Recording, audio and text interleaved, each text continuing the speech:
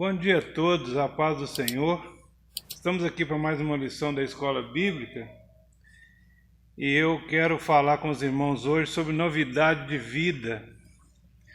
O ser humano está constantemente buscando novidades, viagens, passeios, excursões, piquenique, conhecer lugares novos, cachoeira, pacotes. Isso tudo faz parte do nosso cotidiano. E a gente está constantemente querendo conhecer coisas novas. No reino de Deus também é assim. A Bíblia fala de novidade de vida, de transformação. Paulo fala em 2 Coríntios 5,17, eu estou sempre repetindo aqui, se alguém está em Cristo é nova criatura, as coisas velhas passaram e tudo se fez novo. É uma renovação a cada dia. No reino de Deus não tem rotina. Todos os dias tem coisas novas para nós. Eu gostaria de ler dois textos aqui rapidamente. O primeiro é Romanos capítulo 6, versículo 4, que diz o seguinte: Fomos, pois, sepultados com ele, Cristo, na sua morte pelo batismo, para que, como Cristo foi ressuscitado de entre os mortos, pela glória do Pai, assim também andemos nós em novidade de vida. O segundo texto também bastante conhecido, é também em Romanos capítulo 12, versículo 2, que diz assim: E não vos conformeis com este século, ou com este mundo, com esse sistema mundano, mas transformai-vos pela renovação da vossa mente, para que podeis experimentar qual seja a boa, agradável e perfeita vontade de Deus.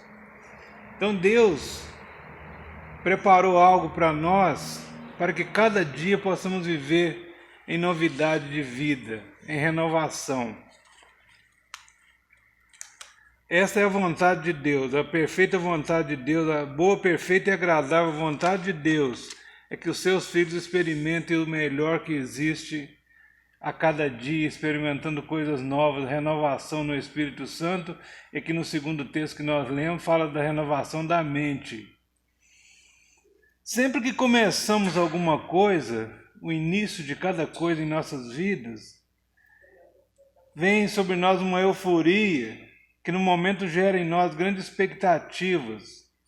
Eu coloquei algumas coisas aqui que acontecem em nossas vidas para ilustrar, que traz expectativa em nós.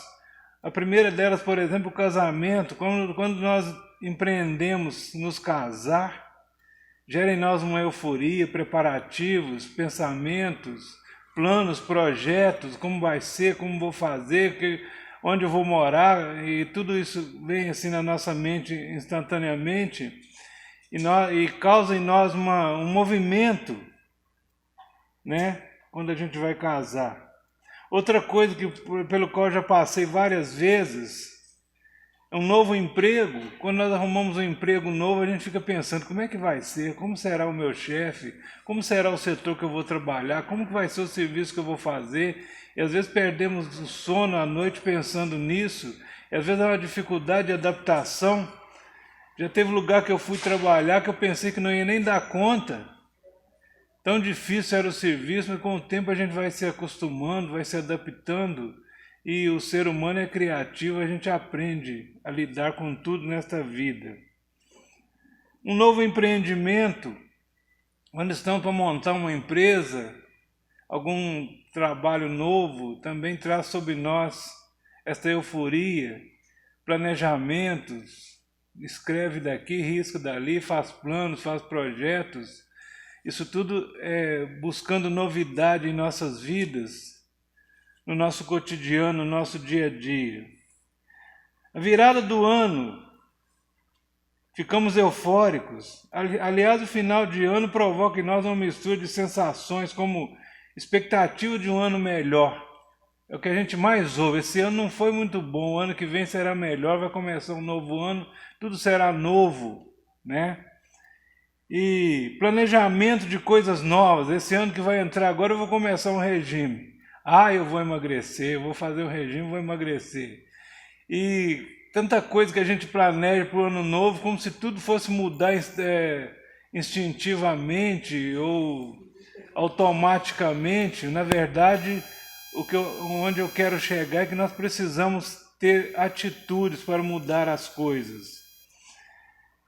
Outra coisa que acontece muito no final de ano é arrepender-nos de erros cometidos. Puxa vida, esse ano eu errei tanto, ano que vem vou errar menos, não vou fazer isso, não vou fazer aquilo. Começamos a fazer promessas para nós mesmos que vamos mudar. Promessas de mudança de comportamento. Eu até falei com os irmãos aqui um dia, uma coisa que mexeu comigo muito no final de ano. Eu estava andando pelo Eldorado e um carro de som passando, tocando aquela música do John Lennon e dizendo: então é Natal, o que você fez? Eu comecei a pensar comigo mesmo, o que eu fiz? Eu fiz tão pouco nesse ano, principalmente na obra do Senhor, eu fiz tão pouco. E o ano passou e eu não rendi, não progredi nada. Isso às vezes traz um peso de consciência nas nossas vidas, pelo que deixamos de fazer ou pela nossa omissão. E a gente sente a omissão em nossas vidas como também um peso de pecado, de negligência, de ter faltado com o Senhor, que tem sido tão bom para nós. Então vem o arrependimento dos nossos erros.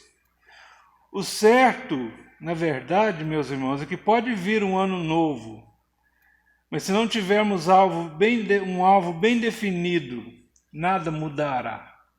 Se não fizermos algo diferente, tudo vai acontecer a mesma coisa que aconteceu no ano passado e pode até piorar, se nós não tomarmos uma atitude diferente. Se eu quiser mudança na minha vida, eu preciso começar a mudar. Em João capítulo 12, verso 24 em diante, certa vez Jesus estava no meio da multidão, chegaram alguns gregos e disseram para Filipe assim: olha, nós queríamos ver Jesus, esse Jesus que o povo está tão falando nele, nós queríamos ver. E Jesus estava sentado no meio deles, só que Jesus era tão comum, tão igual aos seus discípulos, que ninguém o conhecia por veste diferente, ou jeito diferente, alguma coisa que o identificasse. Então Filipe chegou para perto de Jesus e disse: Senhor, esses gregos queriam te ver. E Jesus, olhando para aqueles gregos, todo mundo sabe que os gregos buscam muito sabedoria, e Jesus disse para eles o seguinte: se o grão de trigo cair na terra e morrer, ele dá muito fruto, mas se ele não morrer, fica ele só ele, não produz nada. Então esse versículo que nós lemos aqui de Romanos 6,4 fala do sepultamento pelo batismo. Ou seja, o batismo, além de ser um símbolo de morte, a gente sepulta aquele que morreu, é também um símbolo de plantação, de semeadura, de plantar algo para produzir mais frutos. Então este grão de trigo pode ser comparado a nós, como quando viemos para Cristo. Se nós morrermos para esse mundo, nós nasceremos para Cristo e daremos muito fruto. Mas se a gente continuar na nossa rotina mundana, e não morrermos para esse mundo, não daremos fruto nenhum e ficaremos só. Em 1 Coríntios capítulo 3, verso 9, Paulo fala assim que nós somos a lavoura de Deus, o edifício de Deus. Ou seja, lavoura é plantação. Deus tem nos plantado no seu reino com o propósito de colher frutos. E este fruto um dia vai ser requerido das nossas mãos. E esse fruto só dá fruto quem se esforça para nascer de novo, para viver em novidade de vida. Essa novidade de vida que nós buscamos no nosso dia a dia para agradar ao Senhor. Para ter novidade de vida é necessário mudança. E para ter mudança é preciso disposição. Disposição para trabalhar no reino. Às vezes as circunstâncias nos obrigam a mudar. Muitas vezes nós não queremos mudar e Deus envia alguma coisa que nos incomoda e acaba a gente tendo que mudar. Eu quero contar uma historinha pessoal para os irmãos para ilustrar isso. Quando eu vim para Belo Horizonte, em 1973, faz um tempinho já, né? os meus parentes, meus tios, primos, moravam no Salgado Filho. E quando eu falo assim, Salgado Filho, todo mundo pensa assim, não, bairro bom, né? Mas era no fim, quem conhece o bairro Salgado Filho, tem uma rua muito longa que começa cá na Nova Suíça, que acaba lá no final do bairro Salgado Filho, que chama Lagoa da Prata. E no finalzinho dessa rua tinha uma vilinha, uma favelinha, nós chamávamos de beco. E a minha família foi toda morar nesse beco. E eu vim de lá e vim morar no beco também. E ali permanecíamos. Fiquei um tempo ali, uns 3 anos, depois saí. Mas meus tios continuaram lá. Todo ano o Rio Arruda enchia, a enchente vinha e lavava tudo. Eles consertavam de novo os barracos e continuavam lá insistindo. E quando falavam assim, você devia mudar daqui, eles diziam assim, não temos condição de comprar imóvel, não temos condição de construir nada. E continuavam ali. Até que teve um dia, por volta, me parece que o ano de 86 ou 87, a enchente veio muito forte e lavou tudo. Além de levar os barracos, levou o barranco também, levou o lugar das casas, não deixou nada. Sabe o que aconteceu? Os meus tios conseguiram comprar lote e construiu, todos eles em casa própria agora. Por causa das circunstâncias. Se aquela enchente não tivesse passado ali, estariam vivendo miseravelmente numa vilinha até hoje, não por falta de condições, mas por falta de esforço próprio, de atitude. Então, a circunstância levou aquele povo a mudar de situação. Porque nem sempre estamos dispostos a tomar a iniciativa, a sacrificar alguma coisa. Nos acomodamos com situações de risco, era o caso dele. Eles sabiam que todo ano a enchente viria e que uma hora podia até causar vítimas fatais, mas eles permaneciam ali dizendo, não podemos sair, não temos onde ir. Às vezes nos acomodamos com o fracasso. Quantas pessoas vivem fracassadas a vida toda e faz igual a história da Gabriela, né? Eu nasci pobre, vivi pobre, vou morrer pobre. Minha família é pobre, nós somos pobres mesmo de nascimento e não tem recurso. Então falta de atitude, falta de tomar uma atitude para mudança. E às vezes nos acomodamos com a miséria, né? Muitas pessoas vivem na miséria por falta de uma atitude, de tomar uma atitude, de se esforçar para melhorar de vida. Não buscar ainda no seu coração isso que a Bíblia chama de viver em novidade de vida. Precisamos começar. Mas como começar? Primeira coisa, começar por mim. A minha maneira de ser, a minha maneira de pensar, a minha maneira de agir. É o que nós lemos em Romanos capítulo 12, versículo 2. Transformar pela renovação da mente. A renovação precisa começar em mim.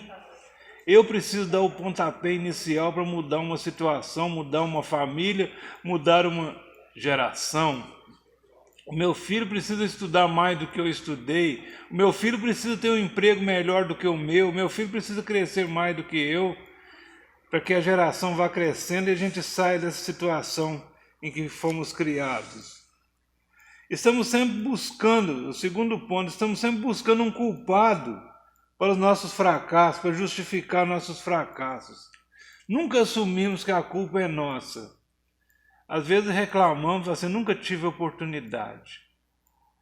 Quantas pessoas não tiveram oportunidade, mas buscaram essa oportunidade, se esforçaram até conseguir alguma coisa, romper barreiras, obstáculos e vencer na vida com dificuldades e ultrapassar os limites da sua pequenez, da sua fraqueza. O fracasso muitas vezes está em nós mesmos e nós não o reconhecemos. Sempre achamos que os outros é que têm que mudar. Eu lembro da história do galo Chantecler, né? Diz que tinha um galo chamado Chantecler, que ele colocou na sua cabeça que o dia amanhecia porque ele cantava. Eu canto, o dia amanhece. O dia que eu resolvi não cantar, não tem dia. Ele pensava assim. Até que um dia ele embirrou lá no canto e falou assim, hoje eu não canto, hoje não tem dia. Ele não cantou e o dia amanheceu a mesma coisa. Ele descobriu que ele não era responsável por aquilo. Muitas vezes nós pensamos que o mundo gira ao nosso redor, quando na verdade nós é que estamos precisando mudar de vida, mudar de atitude, fazer algo novo em nossas vidas, levantar de onde estamos sentados ou deitados e fazer alguma coisa para que a vida mude. Sem olhar as circunstâncias, mas crendo no poder de Deus e que Deus tem o melhor para as nossas vidas. Então, em vez de acharmos que os outros é que têm que mudar, olhar em que nós estamos errados, né? E buscar uma mudança, buscar uma transformação. Quando tentamos isso, ou quando tentamos mudar a nós mesmos, sempre encontramos resistência quando tentamos mudar outras pessoas.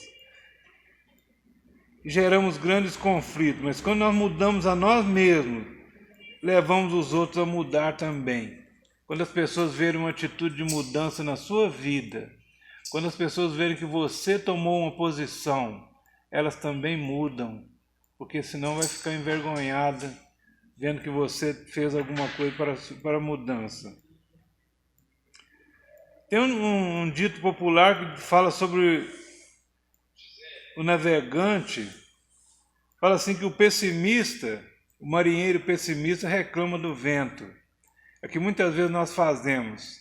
Eu nunca tenho chance, eu nunca tenho oportunidade, os outros sempre chegam primeiro do que eu nunca fui agraciado com nada. A gente está sempre reclamando. Diz assim que o realista espera que o vento mude de direção. Ele está sempre esperando que as coisas aconteçam para ele, que alguém faça alguma coisa e que venha a beneficiá-lo. E ele não toma atitude alguma, fica quietinho no seu lugar, esperando que as coisas mudam. E por fim fala do realista, do realista. Esse segundo que eu falei é o otimista, que espera que o vento mude de direção. E por fim vem o realista. Sabe o que o realista faz? Ele analisa a situação e ajusta as velas do barco. Tudo que precisa, às vezes, é um ajuste na nossa vida, para vivermos em novidade de vida, para que coisas novas aconteçam na nossa vida. É preciso que nós tomemos a atitude de reajustar as coisas, de mudar as coisas a partir de nós, a partir do nosso pensamento, da nossa maneira de ser. Deus está sempre pronto a nos ajudar. Mas aquilo que nós podemos fazer, Deus não faz. Tem coisas que nós mesmos que temos que fazer. Tem um tal de livre-arbítrio, uma liberdade de escolha que nós nascemos com ela, que nos dá essa liberdade para escolher o que nós queremos e o que nós não queremos fazer. Deus até bate na nossa porta, mas arrombá-la jamais. Em Apocalipse, Jesus falando assim, eis que estou à porta e bato, né? Se alguém abrir a porta, se alguém me ouvir e abrir a porta, eu entrarei e cearei com ele e ele comigo. Porém, se não abrir, ele não entra. Jesus não força a porta ou a vida de ninguém. Então Deus está sempre pronto, mas Ele não faz aquilo que nós podemos fazer. Um exemplo que eu queria dar, aliás, eu quero dar alguns exemplos aqui, das barreiras que existem em nossa vida. O primeiro exemplo que eu quero dar está no Evangelho de São João, capítulo 11, a história da ressurreição de Lázaro. Jesus pôde e fez, trazendo de volta à vida Lázaro, que estava morto há 4 dias. Porém, entre Jesus e o milagre havia uma pedra que fechava a porta do túmulo, e ele ordenou que retirassem aquela pedra. Jesus podia dar ordem àquela pedra, ela flutuar e sair dali, mas isso o homem poderia fazer, retirar a pedra. Cabe a cada um de nós retirar a pedra que está impedindo a nossa vida. E uma vez tirada aquela pedra, Jesus ordenou a Lázaro que saísse da sepultura e Lázaro saiu vivo. O milagre aconteceu. As barreiras existem em nossas vidas, cabe a nós removê-las. O segundo exemplo que eu quero dar é de Naamã, segundo Reis, capítulo 5. Naamã, a Bíblia fala algo e eu vou falar o contrário. A Bíblia fala assim que Naamã era chefe do exército da Síria, homem valente, forte, poderoso, vitorioso, e que através dele Deus tinha dado muitas vitórias ao seu reino.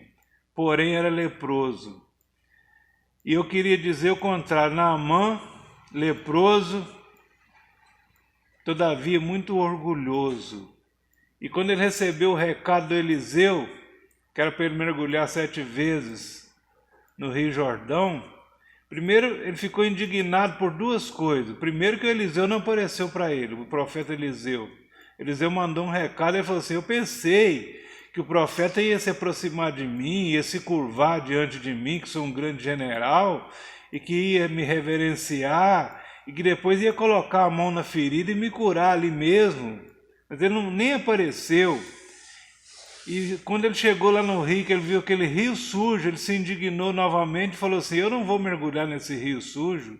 Lá na minha terra tem rios muito melhores do que esse. Então a Bíblia diz assim que os seus servos, soldados, se aproximaram e chamavam o chefe de meu pai. Falaram, ô meu pai, se ele tivesse te mandado fazer uma coisa muito difícil, o senhor não faria por causa da sua cura? Quanto mais descer no Rio Jordão, é verdade que as águas estão meio barrentas mesmo, mas não custa tentar, esse é o caminho do milagre. Então Naamã aceitou fazê-lo, então ele quebrou a pedra do seu orgulho, aquilo que o separava do milagre era o seu orgulho. E por um momento ele deixou de lado o seu orgulho e desceu nas águas sujas do Rio Jordão. E o milagre aconteceu após a 7ª descida, o 7º mergulho dele. A Bíblia diz que ele saiu de lá com uma pele de uma criança, porque deixou de lado o seu orgulho e obedeceu a palavra do profeta e foi curado da sua lepra. Terceiro exemplo está em Marcos, capítulo 5, verso 22. Jairo, o centurião Jairo, removeu suas convicções. A pedra que atrapalhava Jairo era uma convicção.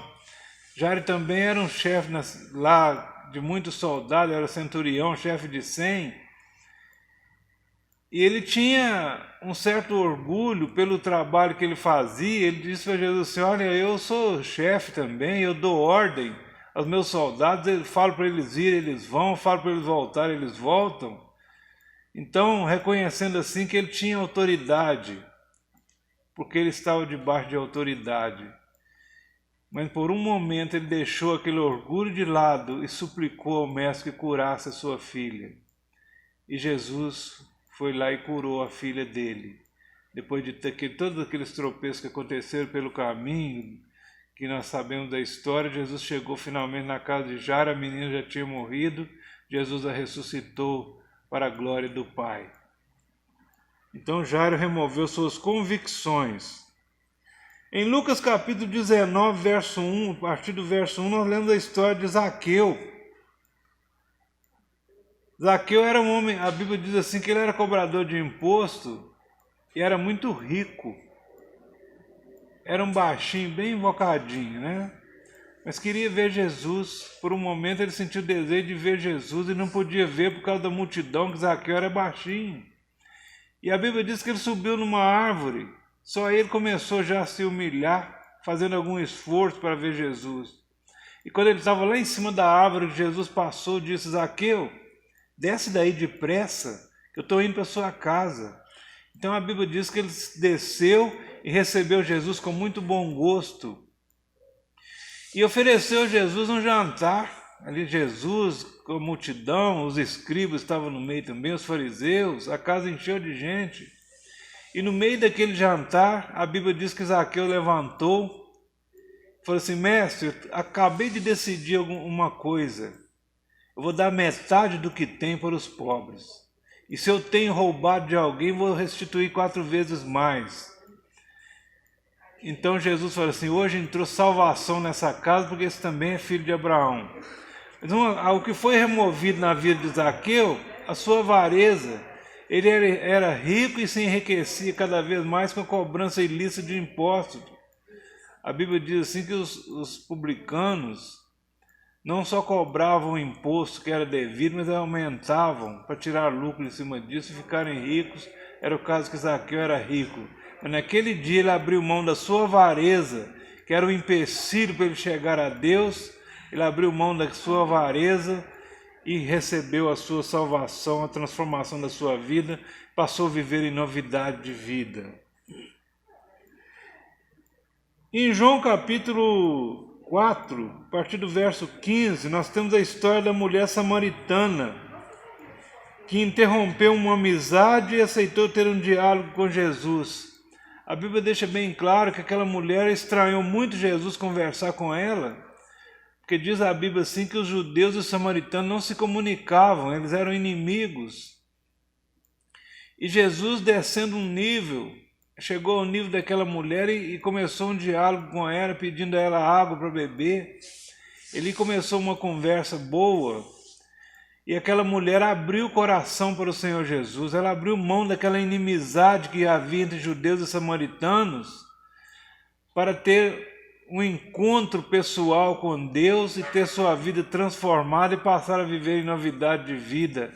A vida daquela mulher nunca mais foi a mesma. Impactou tanto a vida dela que ela saiu dali correndo e foi lá na aldeia onde ela morava e falou assim: vem cá, povo. Apareceu um homem ali que falou tudo da minha vida. Esse homem, eu acho que ele é o Messias. E o povo se juntou em volta de Jesus e ali ouviram a palavra do Senhor. E no final ele disse assim: olha, já não é mais pelo que ela falou que nós estamos crendo, mas nós mesmos temos experimentado uma transformação, uma mudança em nossas vidas ao ouvir as suas palavras. E aquele povo foi transformado, passando também a viver em novidade de vida. E o último exemplo que eu vou dar, nós temos milhares de exemplos, mas o último que eu vou dar nessa manhã é o de Nicodemos, que removeu da sua posição, teve um encontro com Jesus e entendeu que é necessário nascer de novo. Nicodemos era príncipe dos judeus, era um mestre e chefe de sinagoga, um homem sábio, mas não entendia nada das coisas espirituais. Mas alguma coisa o impedia de encontrar com Jesus. Primeiro, que os seus colegas de trabalho ali, os fariseus, iriam criticá-lo, talvez até expulsá-lo da sinagoga. E também havia um orgulho próprio. Ele pensava consigo mesmo: eu sou mestre em Israel, vou perguntar alguma coisa a esse homem que eu nem conheço. Mas a sua curiosidade levou a tomar uma atitude, a atitude certa. A Bíblia diz que ele procurou Jesus de noite, um pouco assim escondido, e começou a conversar com Jesus e entendeu que para ir para o reino dos céus é necessário nascer de novo, ter um novo recomeço, nascer da água e do Espírito. E a sua transformação foi tão forte, tão grande, e logo depois nós vemos Nicodemos ajudando no sepultamento de Jesus, junto com José de Arimateia, já não tendo medo mais dos fariseus e fazendo aquilo que ele achava certo.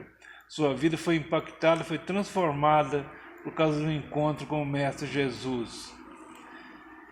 Então são exemplos da Bíblia que nós colhemos aqui com respeito à atitude que nós precisamos tomar para viver em novidade de vida, para ter vida transformada. As grandes barreiras da sua vida ainda não foram removidas, porque ainda você não tomou a atitude de ceder, de abrir mão, de se humilhar, de caminhar a segunda milha, de oferecer a face àquele que te bate.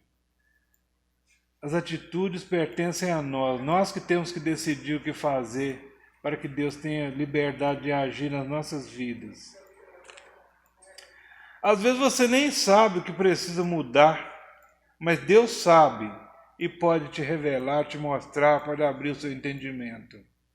Muitas vezes nós não sabemos que há algo errado, mas não sabemos o que fazer, o que mudar. É aí que entra a nossa vida de oração, de falar com Deus, de buscar a presença do Senhor, e através do Espírito Santo Ele nos revela o que nós devemos fazer. Às vezes é coisa tão simples e nós não entendemos. E às vezes você até sabe o que tem que fazer, mas tem medo de perder alguma coisa.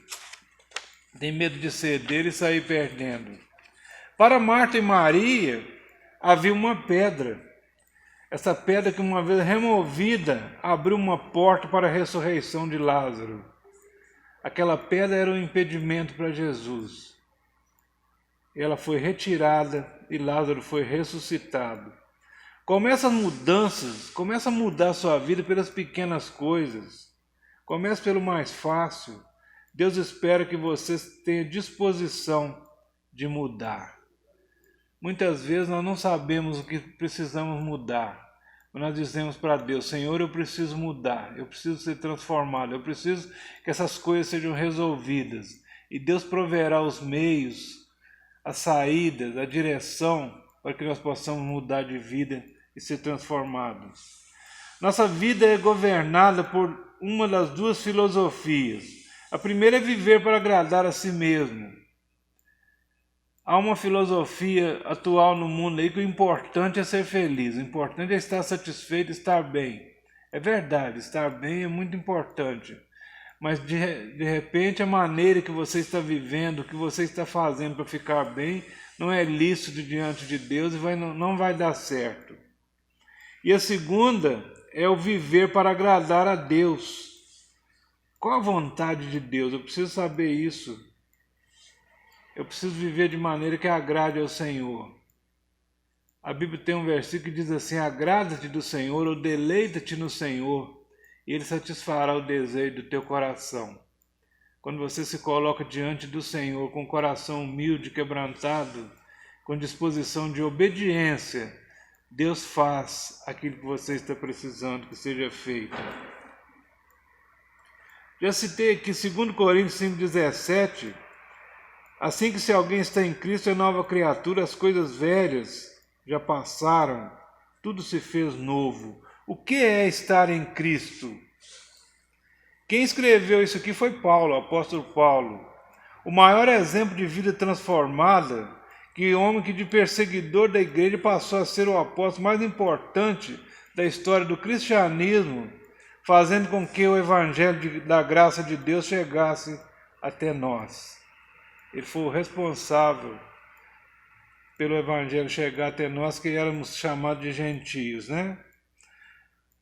O que aconteceu com Paulo? Uma mudança de reino. Colossenses capítulo 1, verso 3 diz assim que o qual Jesus nos tirou do reino das trevas e nos transportou para o reino do Filho do seu amor. Então Deus fez isso através de Jesus e este evangelho chegou até nós por causa da mudança que foi operada na vida de Paulo, o apóstolo. E em Efésios capítulo 4, 22 a 24, diz o seguinte: que quanto ao trato passado, vos despojei do velho homem com suas concupiscências e enganos. Eu comparo isso como tirar a roupa velha. E vos renoveis no espírito. Eu comparo isso como tomar um banho espiritual, se lavar dos pecados, da maldade. E vos revistais do novo homem, que segundo Deus é criado em justiça e santidade. Isto é vestir a nova roupa limpa, espiritualmente falando, uma roupa transformada, uma roupa de mudança de nossa vida. Meus amados, estou terminando. O que eu queria dizer para os irmãos é o seguinte: nós estamos a caminho de Canaã, Canaã celestial. E eu gostaria de ler 2 Coríntios 4, a partir do verso 8.